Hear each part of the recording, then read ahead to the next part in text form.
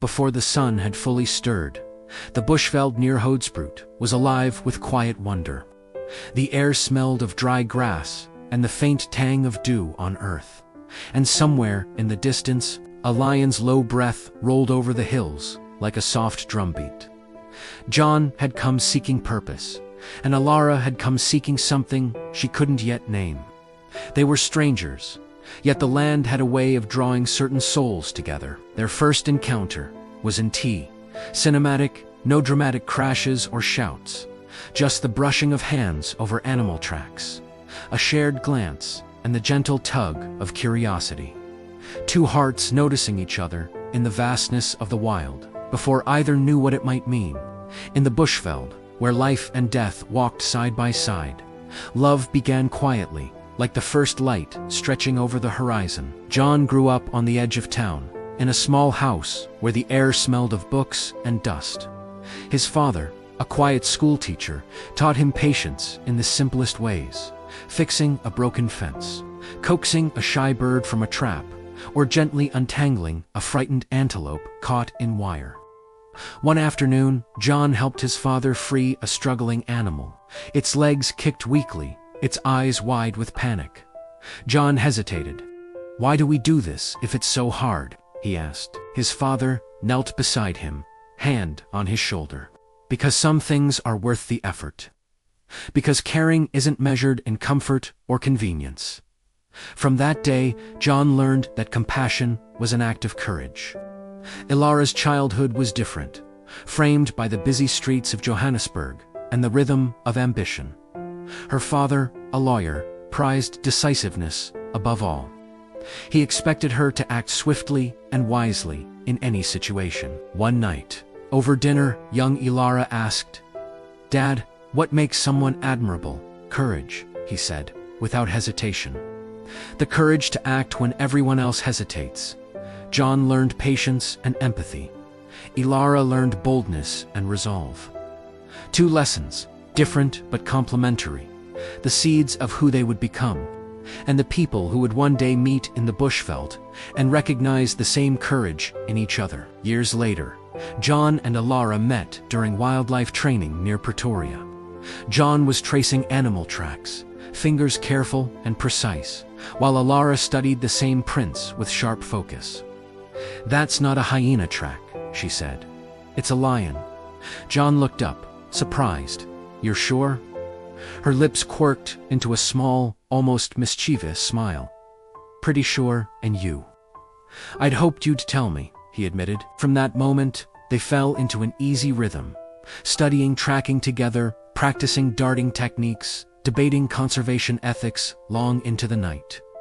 John admired her determination. She admired his calm and quiet attentiveness.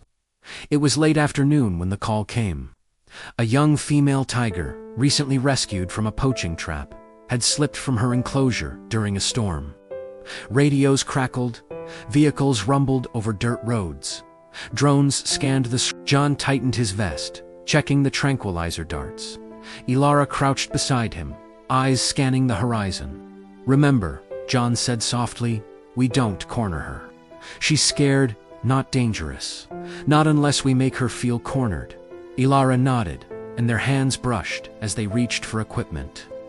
Neither pulled away. For a heartbeat, the wildness of the land seemed to shrink to just the two of them. They moved through tall grass, every crackle of a branch amplified in their ears. The tiger's cries echoed frustrated, frightened, plaintive, and John's heart tightened. "There," Elara whispered, pointing. The tiger crouched under a fallen acacia, amber eyes wide and terrified.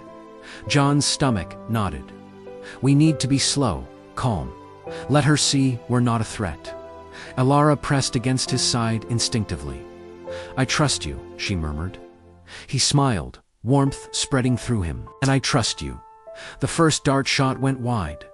A mistake caused by wind, the tiger bolted, tearing through underbrush.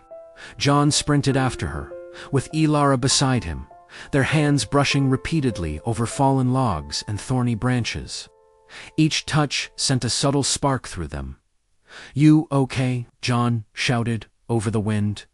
I've never been more alive. She laughed, breathless, eyes sparkling. At one point, John stumbled over a root. Elara caught him instinctively, their hands locking. "Careful," she said, voice low. Their eyes met, and neither looked away before sprinting again. Finally, near a dry riverbed, the tiger paused, exhausted, her golden eyes reflecting both fear and trust. John knelt slowly, speaking in soft tones. Elara crouched beside him, her hand brushing his arm, grounding him. "On three," John whispered. "We move together." Elara nodded. Together, they darted the tiger, holding their breath as she collapsed safely into sedation. Relief washed over them, mingled with the spark of connection neither could deny. "You were incredible," Elara said softly. "We were incredible," John replied, his fingers brushing hers. In the stillness of dust and adrenaline, their hands intertwined naturally. Weeks later, during a punishing drought, rivers shrank and animals grew thin. John drove a water tanker through the reserve, stopping to manually refill water holes. Elara followed, coordinating the logistics and providing support. At one water hole, John knelt beside a collapsing rhino, whispering encouragement. Elara leaned close, her hand brushing his sleeve. "We're making a difference," she said softly. John looked at her, eyes locking. "I couldn't do this without you," he admitted. Their hands found each other, fingers lacing naturally. Later, as dust storms raged and visibility dropped, they navigated the trucks together.